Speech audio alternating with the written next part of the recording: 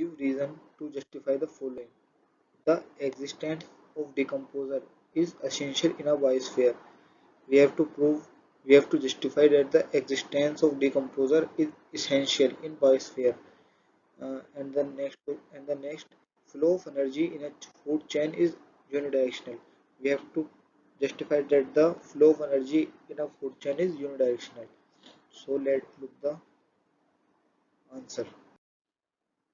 So the A part, the the existence of decomposer is essential in a biosphere because they break down complex organic substance into a simple inorganic substance that can be observed by the plant, thus decomposes, replenish the soil naturally, help in removing the biodegradable waste.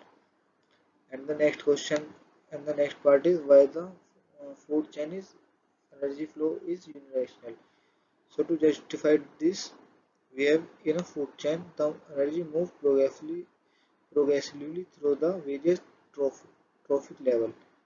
It is no longer available to the previous level, and the energy captured by the autotroph does not go back to the solar input. Hence, the flow of energy is unidirectional. Thank you.